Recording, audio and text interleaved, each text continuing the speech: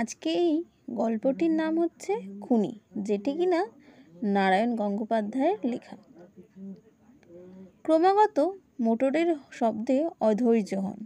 রাত 1:30টার সময় এই হাড় জমানো শীতে কম্বলের তলা থেকে বেরিয়ে আসতে আসতে একটা বিশ্রী গার্জন করলে হাজারি। প্রাইভেট গাড়ি কিংবা লরির স্বচ্ছন্দ বিচরণের পথে নয়। যুদ্ধের আমলে মিলিটারি যা খোয়া ছড়িয়েছিল, কিন্তু সে খোয়ার খবর নিতে গেলে এখন ভূতাত্ত্বিক গবেষণা করতে হয়। এখন পায়ের পাতা ডোবানো লাল ধুলো আর গরুর গাড়ির দয়ায় এলোমেলার গর্ত, কয়েকটা আদিবাসীদের টুকরো টুকরো গ্রাম, কিছু শালপলাশের বন, ছোট ছোট 2-3টি পাহাড়, তারই ভেতর দিয়ে পদ্মা দামোদরের বালুচরে গিয়ে মুখ থুবড়ে পড়েছে। ঘরের ভেতরে গনগনে তাওয়া জ্বালিয়ে তাই নিশ্চিন্তে কম্বলের তলায় ডুব দিয়েছিল লেভেল ক্রসিংয়ের প্রতিহারী হাজারি। আন্দাজ 4টের সময় মেল ট্রেন পাস করবে। গেট বন্ধ করে নির্ভাবনায় শুয়ে পড়েছিল সে। এমন সময় মোটরের হর্ন তাকে ঘুম থেকে জাগালো। ঘুঁটের ধোঁয়ায় জমাট হয়ে আসছে ছোট্ট ঘরটা। চোখ জ্বালা করে উঠল হাজারির, কিন্তু হর্নের তাড়ায় চোখটা মুছে নেওয়ার সময় পর্যন্ত পেল না। দরজা খুলতেই তীব্র হিমহাওয়া এসে আছড়ে পড়ল গায়ে। কান দুটো কনকন করে উঠল। কম্বলটাকে ভালো করে মাথায় গলায় জড়িয়ে দুপা এগোতেই একরাশি বিভৎস গালাগাল তাকে অভ্যর্থনা করলো। উল্লুক, রাস্কেল ইউনিট, মরে গেছিলি নাকি? একটি ল্যান্ড রোভার গাড়ি গেটের পিছনে দাঁড়িয়ে, তার প্রকাণ্ড আলোটা সার্চলাইটের মতো জ্বলছে। গায়ে ওভারকোট চড়ানো 3টি মানুষ, একজনের হাতে চুরুট। চুরুটওয়ালা আবার কটু গলায় ধমকে উঠল, এমন করে ডিউটি করো তুমি? রিপোর্ট করব তোমার নামে। সন্ধে হতেই গেট বন্ধ করে তুমি নাক ডাকাচ্ছ, আর আধ ঘন্টা ধরে আমরা সামনে হর্ন বাজাচ্ছি। নির্বিকার মুখে চাবি খুলছিল হাজারি। এবার ফিরে তাকালো এদের দিকে। হয়তো বলতে যাচ্ছিল রাত 1:30টাকে সন্ধে বলে না। উত্তরটা তার আর দেওয়া হলো না। চুরুট হাতে মানুষটির ওপর চোখ পড়তে ঠান্ডা হাত পা আরও ঠান্ডা হয়ে গেল তার। সেলাম হুজুর, সেলাম হুজুর। চুরুটধারী মুখ বিকৃত করল। সেলামটা ছিল কোথায় এতক্ষণ? ট্রেনের সঙ্গে খোঁজ নেই। দিব্যি গেট বন্ধ করে রেখে সুখনিদ্রায় শুয়ে পড়েছে। পাবলিকের সঙ্গে বুঝি এই রকম ব্যবহার করো তোমরা? পাথুরে ঠান্ডায় এমনিতে হাত পা কাঁপছিল।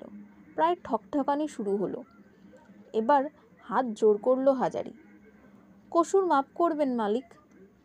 এদিকের দেহাতি লোক এত রাতে কেউ তো গাড়ি নিয়ে বেরোয় না, তাই যা খুশি করবে ভেবেছ ইংরেজের আমল আছে এখনো? মনে রেখো, জামানা বদলে গেছে। এখন চাকরি রাখা নয়, দেশের সেবা করাই তোমাদের কাজ। আর একজন সিগারেট ধরালেন। Corruption Chatterjee, corruption. Pot two birds. Chatterjee এবার কথা বললেন না। কদর্য মুখ করে নাক দিয়ে ঘোড়ার মতো আওয়াজ তুললেন একটা। তা থেকে বোঝা গেল তিনি শুধু এ ব্যাপারে যে একমত তাই নন, এ চাইতে উগ্র মতামত পোষণ করে থাকেন। কিছু হবে না দেশে, আমরা মিথ্যেই খেটে মরছি। চুরুটের মুখ থেকে একরাশ মোটা ছাই ঝরিয়ে দিয়ে চ্যাটার্জি বললেন, নাও হে, এবার ওঠো গাড়িতে। যা শীত, প্রায় জমিয়ে দিলে। তৃতীয় লোকটি চুপচাপ ছিলেন এতক্ষণ। হঠাৎ চমকে নড়ে উঠলেন। দাঁড়িয়ে দাঁড়িয়ে ঘুমেছিলেন নাকি mister Maiti? How funny! Chatterjee এবং তার সঙ্গীটি শব্দ করে হেসে উঠলেন।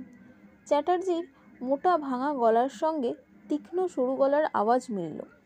কেমন আঁতকে উঠল হাজারি। তার আঁতকে উঠল একটু দূরের আকন্দ ঝোপের ভিতরে বসে থাকা একটা শেয়াল। খ্যাঁক করে একটা লাফ দিয়ে প্রায় রুদ্ধ নিঃশ্বাসে ছুটে পালালো সেটা। ওঠো, সে ঘোষ, উঠে পড়ো। চ্যাটার্জি তাড়া দিলেন। ঠান্ডায় নাক কান ছিঁড়ে গেল যে। ঘোষের কিন্তু গাড়িতে উঠবার লক্ষণ দেখা গেল না। কেমন উসখুস করতে লাগলেন। আর তেমনি নিঝুম মেরে দাঁড়িয়ে রইলেন মিস্টার মাইতি। খুব সম্ভব আবার ঘুমিয়ে পড়েছেন। শীতল অন্ধকার আকাশের বুক চিরে বিদ্যুতের শিখার মতো উল্কা ঝরল একটা। সেদিক থেকে চোখ ফিরিয়ে ঘোষ বললেন, এখনো 15 মাইল পেরোলে তবে ডাক বাংলো। কি যে বোগাস এরিয়া, যেন পাণ্ডব বর্জিত দেশ। সত্যি বলছি, স্টিয়ারিং ধরতে আর ইচ্ছে করছে না, হাত অসাড় হয়ে গেছে। একটু যদি গরম হাওয়া যেত। গেট খুলে দিয়ে হাজারি অপেক্ষা করে আছে। শীতের হাওয়ায় তারও মুখ চোখ কালিয়ে যাচ্ছে। আপদগুলো চলে গেলেই বাঁচে। কতক্ষণ আর এই ঠান্ডায় এমনভাবে দাঁড়িয়ে থাকা যায়? কিন্তু সে কথা বলা তো দূরে থাক, হাজারি ভাবতেও সাহস পেল না। চ্যাটার্জির মহিমা সে জানে, জানে তিনি কে এবং কি। তার কলমের একটি খোঁচাতেই তার চাকরি খতম হয়ে যেতে পারে।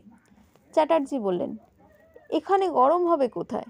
কাছাকাছি গ্রেট ইস্টার্ন হোটেল আছে ভেবেছ নাকি? মিস্টার মাইতি আবার ঘুম থেকে জাগলেন। শেষ কথাটা বোধহয় তাকে কানে গিয়েছিল। চলুন না, পয়েন্টসম্যানের ওই ঘরটা তো রয়েছে, বসা যাক একটু ওখানে। সভয়ে হাজারি একবার নড়ে উঠল। কথাটা ঠিক শুনেছে কিনা বুঝতে পারল না। ওই ঘরে? সে কি হে? চ্যাটার্জি বিস্মিত হলেন। ঘোষ যেন লুফে নিলেন কথাটা। তা আইডিয়াটা মন্দ কি? ম্যাস কন্ট্যাক্ট আমাদের কাজের একটা বড় অঙ্গ, আর এও ম্যাসের একজন। না হয় একটু কন্ট্রাক্টের সঙ্গে করা যাক। সত্যি বলছি, এই শীতের মধ্যে 15 মাইল কেন, 1 মাইলও যাওয়ার কথা ভাবতেও আমার হৃৎকম্প হচ্ছে। মিস্টার মাইতির মুখ দিয়ে ঘর ঘর করে একটা চাপা আওয়াজ হচ্ছিল। আবার ঘুমিয়ে পড়েছিলেন খুব সম্ভব। কিন্তু ঠিক স্ট্র্যাটেজিক পয়েন্টে ওর ঘুম ভাঙে। জেগে উঠে বললেন, চলুন না, একটু বসাই যাক ওর ঘরে। ডাক বাংলোতে গিয়েও জায়গা পাওয়া যাবে কিনা ঠিক নেই। কয়েকজন ভিআইপি আসবার কথা আছে শুনেছি। তাই চাইতে এখানে একটু বসে গেলে majority must be granted. Chatterjee দাক্ষিণ্যের হাসি হাসলেন। তারপর ডাকলেন, ওহে, কি নাম তোমার? এদিকে এসো। সম্ভাষণ হাজারির উদ্দেশ্যে। শীতে আর আতঙ্কে কাঁপতে কাঁপতে প্রায় মুমূর্ষ হাজারির সামনে এসে দাঁড়ালো। দুর্বল গলায় বললে, সেলাম হুজুর। সেলাম ইতিপূর্বেই তুমি করেছ, ভক্তিতে আর প্রয়োজন নেই। চ্যাটার্জি গণসংযোগের জন্যে বক্তৃতা করে থাকেন, তাই সাধু ভাষা ব্যবহার করলেন। তারপর বললেন, কি নাম তোমার? হুজুর হাজারি সিং। বাড়ি কোথায়? জি ছাপড়া জেলা। ছাপড়া জেলা? ঘোষ ফোড়ন কাটলেন। তবে আর তোমার ভাবনা কি হে? দিল্লি তো তোমার হাতের মুঠোয়, ইচ্ছে করলে এক্ষুনি অ্যাম্বাসেডার। তুমি কেন ভ্যারেন্ডা ভাজছো এখানে বসে?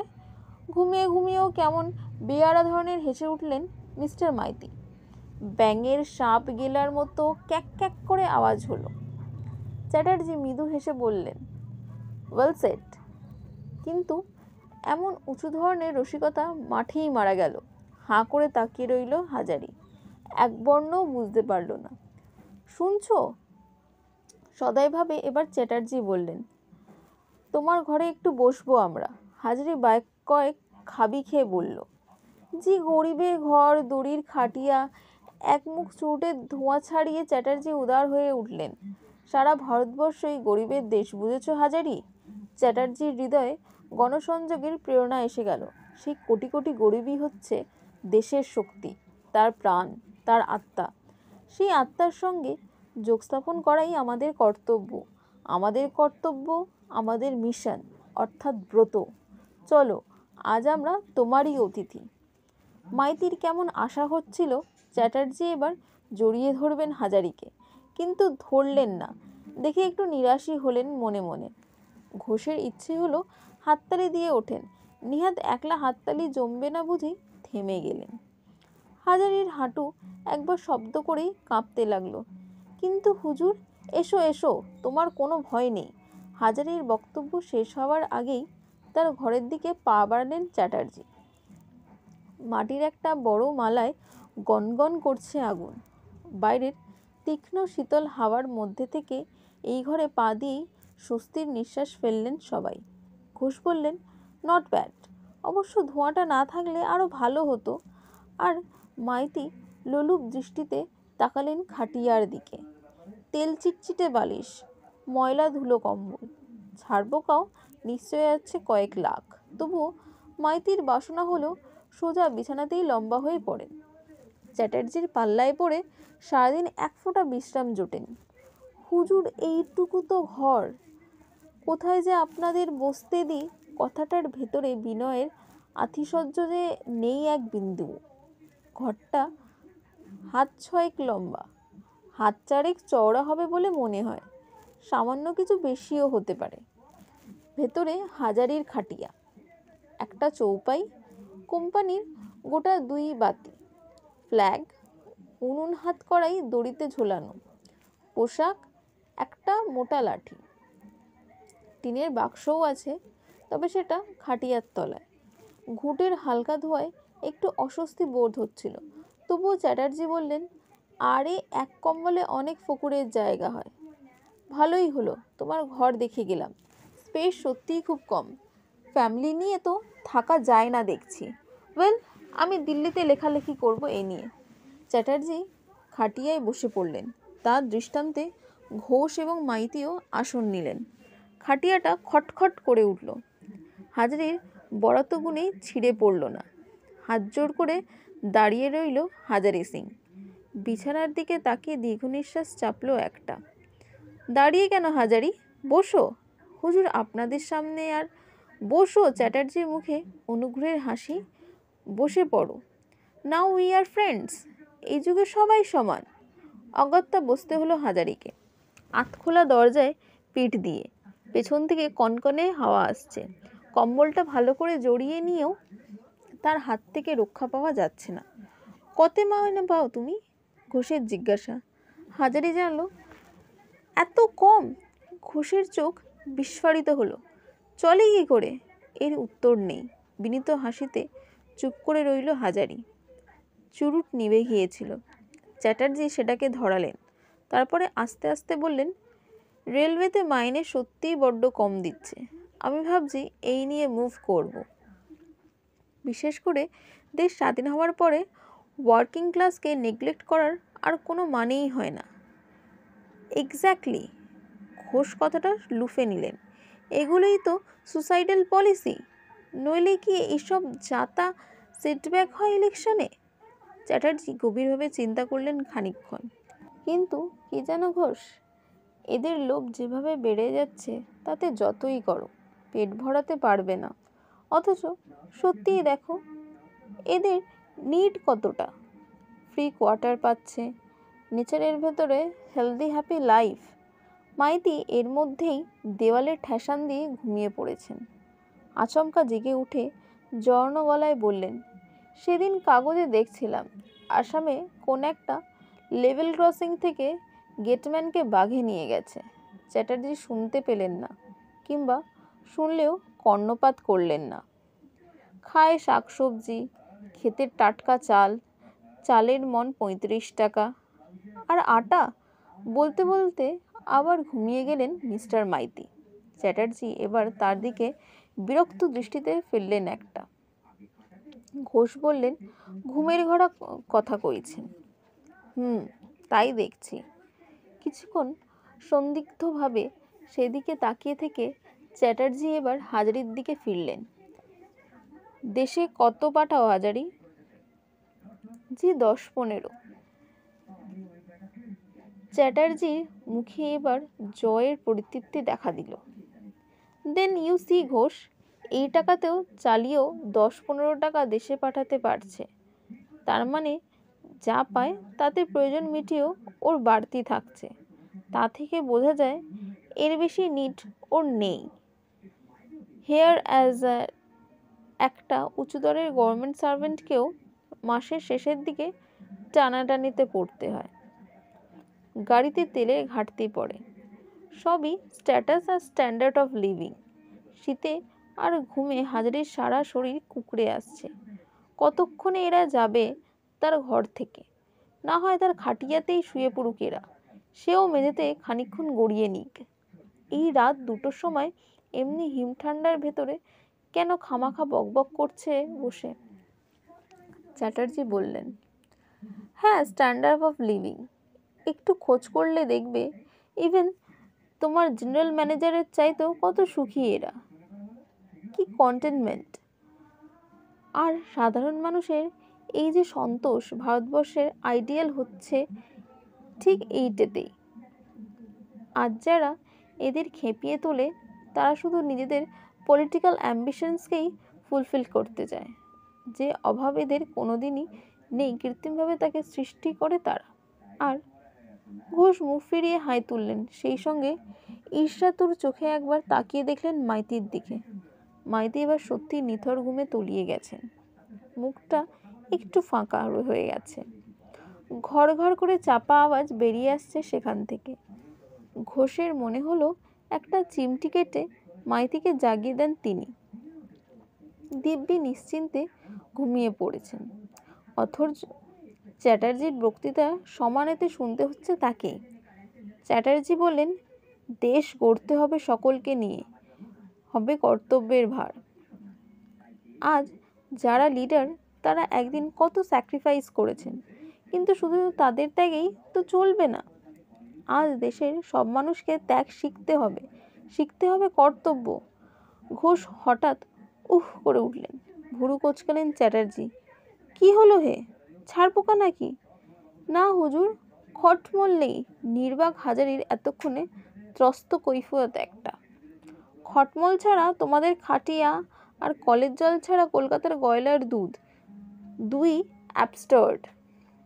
ঘোষ গজগজ করে উঠলেন।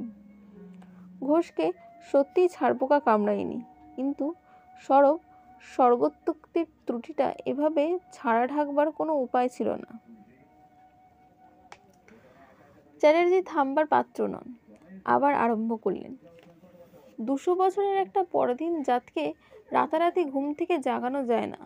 প্রত্যেককে যদি ত্যাগ করতে পারে, কর্তব্য যদি এবারেও শেষ করতে পারলেন না। লেভেল ক্রসিংয়ের ঠিক পিছনেই 7-8টা শেয়াল একসঙ্গে ডেকে উঠল।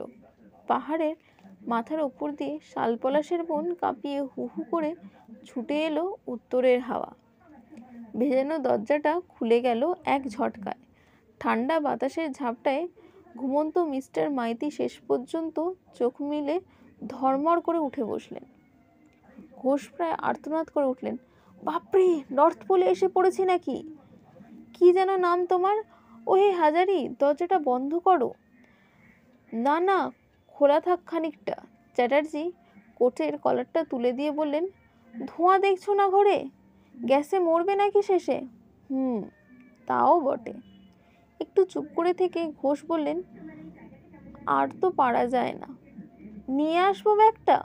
চ্যাটার্জি একবার আর চোখে তাকালেন হাজারির দিকে। ঘুমে আর ঠান্ডায় অদ্ভুত রকম কুণ্ডলিনী পাকিয়ে বসে আছে হাজারি। বললেন, আমিও সেই কথাই বলতে যাচ্ছিলাম।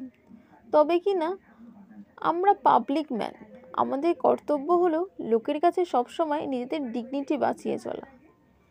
এই লোকটার সামনে ঘোষ মুখ বাঁকালেন, ইংরেজিতে বললেন, এর জন্য ভাবতে হবে না। এরা আমাদের চাইতে এসবের মর্ম অনেক ভালো বোঝে। একেও একটু গরম দেওয়া যাক, খুশিই হবে। ঘোষ উঠে দাঁড়াতে হাজারিও দাঁড়িয়ে পড়ল। হায় মিথ্যে আশা। ঘোষ বেরিয়ে গেলেন। নির্বিকার ভেবে নেভা চুরুটের আগুনে ধরালেন চ্যাটার্জি। মাইতি ঘুমোতে লাগলেন এক মনে। দেশ টেসে যাও না হাজারি? যাই হুজুর, 2-4 বড়ি মশে এক দফে। চাষবাস আছে? এক মুহূর্তে হাজারির মন দূরে চলে গেল। চাষবাস ছিল বই কি এক সময়। অড়হর ক্ষেত ছিল, ছোট একটা ফলের বাগিচা ছিল, একটা তালাও ছিল, কিন্তু সেসব কোথায় গেল? তার খবর জানতে তার বাপ, যে চোখে ভালো দেখতে পায় না, সাদা কাগজে টিপসই দিয়েছিল। আর জানি জমিদার বীরচন্দন চৌধুরীজি, যার বাড়িতে বহুত ভারী ভারী আদমি পাটনা থেকে এসে খানাপিনা করে। চাষ একসময় ছিল হুজুর, এখন নেই। চাকরির লোভে সে সব বিসর্জন দিয়েছ? চ্যাটার্জির মুখে ক্ষোভের চিহ্ন। এই স্লেভ মেন্টালিটির জন্যই দেশটা উচ্ছন্নে গেল। মাটি যে সব চাইতে খাঁটি জিনিস তোমাদেরকে বোঝাবে সে কথা। আমরা কেবল বকেই মরি। ঘোষ একটা ছোট্ট ট্রাভেলিং ব্যাগ নিয়ে ফিরে এলেন। জাগাবো মাইতিকে? কি হবে জাগিয়ে? ওর চলে না। ব্যাগ খুলে বোতল গ্লাস বার করতে করতে মুখভঙ্গি করলেন ঘোষ। এদিকে রাইট অ্যান্ড লেফট ঘুষ খাচ্ছে, আর একটুখানি এসব ঠোঁটে ছোঁয়ালেই ক্যারেক্টার নষ্ট হয়। হিপোক্রিট। সোডা খোলার আওয়াজে একটুখানি নড়ে উঠলেন মাইতি। মুখটা কপ করে বন্ধ হয়ে গেল। পাছে ঘুমের ঘোরে তার মুখে খানিকটা ঢেলে দেওয়া হয়, সেই ভয়ে যেন সতর্ক হয়ে গেলেন আগের থেকে। দুটি গ্লাসে তরল সোনালির ওপর সাদা ফেনা ঝকঝক করে উঠল হীরের মতো, আর চকচক করে উঠল হাজারির চোখ। এই শীত, এই জড়তা আর ওই গন্ধটা তাকে চকিত করে তুলল। হাজারির চোখ। চ্যাটার্জি লক্ষ্য করেছিল একটা সূক্ষ্ম হাসি ফুটে উঠল ঠোঁটের কোণায়। এ চিজ মালুম হ্যাঁ হাজারি? মালুম আছে বই কি হাজারির, নইলে তার মতো গরিব গরবা 11টা দিন খুশি হবে কি করে? তবে মাতোয়ালা নয় হাজারি, 9 মাসে 11টা হাটের দিনে সামান্য হাড়িয়া মেলে আদিবাসীদের কাছ থেকে। বিনীত হাসিতে হাজারি মাথা নিচু করল, কিন্তু সঙ্গে সঙ্গেই তার জ্বলন্ত চোখ আবার উঠে এলো সোনালির ওপর হীরের ফেনা জমে ওঠা গ্লাসের দিকে। বড্ড শীত পড়েছে আজ, বড় বেশি। চ্যাটার্জি বলেন, খাবে হাজারি? মুখের ভেতর ধক করে উঠল হাজারি। প্রাণপণে সামলাতে চাইল নিজেকে। না হুজুর, আপত্তি কেন হে? যা শীত, একটু তাজা হয়ে নাও না। ভয় নেই, আমরা তো রয়েছি। ডিউটি আছে হুজুর, একটু পরেই মেল ট্রেন পাস করাতে হবে। যেরকম কুকুর কুণ্ডলি পাকিয়েছে, তাতে মেল ট্রেন পাস করাতে পারবে বলে তো ভরসা হয় না। আরে গিলে ফেলো, এক চুমুকে গা গরম হয়ে যাবে। চ্যাটার্জি দেখে দেবদুর্লভ হাসি, স্নেহ, অনুকম্পা, বন্ধুত্ব কি নেই সেই হাসিতে। নিজের সঙ্গে যুদ্ধ করতে করতে ক্ষীণ গলায় হাজারি বললেন, না হুজুর, সরকারি কাজ। ঘোষ ইংরেজিতে বললেন, ইনসিস্ট করছো কেন? না খায় বইই গেল। গ্লাসে চুমুক দিয়ে চ্যাটার্জি জবাব দিলেন ইংরেজিতেই, উইটনেস রাখতে চাই না, পার্টি করে ফেলতে চাই, বুঝতে পারছো না? আমাদের পজিশনের কথাটাও ভেবে দেখো। That's right. চ্যাটার্জির মুখে রং বদলেছে এর মধ্যেই। মেজাজ খুশি হয়ে উঠেছে আরও। এখন তিনি ধীরে ধীরে জনগণের সঙ্গে এক হয়ে যাচ্ছেন। ওই পেতলের গ্লাসটা বুঝি তোমার? ধরো। হুজুর, আমি বলছি তোমাকে। হাজারি আরেকটু কাছে থাকলে চ্যাটার্জি হাত বাড়িয়ে বোধহয় তার গলায় জড়িয়ে ধরতেন। আরে আভি জামানা বদল গয়া, আমরা সবাই ভাই ভাই, তোলো গেলাস। এবার শেষ বাধাটাও উপড়ে গেল হাজারির। আর মনে পড়ল চ্যাটার্জি বলেছিলেন, ডিউটি নেহি করতা, शाम से गेट बंद करके नींद लगाओ, तुम्हारा नौकरी। আমি না, হুকুম মানতেই হবে। কাঁপা হাতে গ্লাস তুলে বলল, হুজুর থোড়া। ঘোষ ইংরেজিতে বললেন, real Scotch, old smuggler. That's all right. ওরা ওস্তাদ লোক, অ্যাবসলিউট অ্যালকোহলের 1 গ্যালনেও ওদের কিছু হয় না, ঢালো। কিন্তু সাঁওতালি হাড়িয়া আর রিয়েল স্কচের তফাৎ জানা ছিল না গরিব হাজারি। এক চুমুকেই সবটাই শেষ করতে গিয়ে বুক পর্যন্ত আগুন ধরে গেল।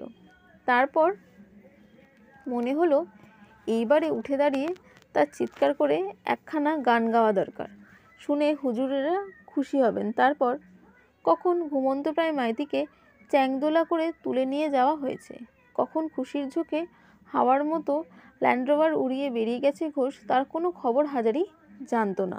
হঠাৎ একটা বিভৎস বিকট আওয়াজে তার ঘোর কাটল। টলতে টলতে উঠে দাঁড়ালো সে। মেল ট্রেন ঠিকই বেরিয়ে গেছে। গাড়ির লাল আলো অনেক দূরে মিলিয়ে যাচ্ছে রক্তবিন্দুর মতো। শুধু লাইনের পাশে ভেঙে টুকরো টুকরো হয়ে পড়ে আছে গরুর গাড়িটা। আহত বল দুটো গোঙাচ্ছে মৃত্যু যন্ত্রণায়।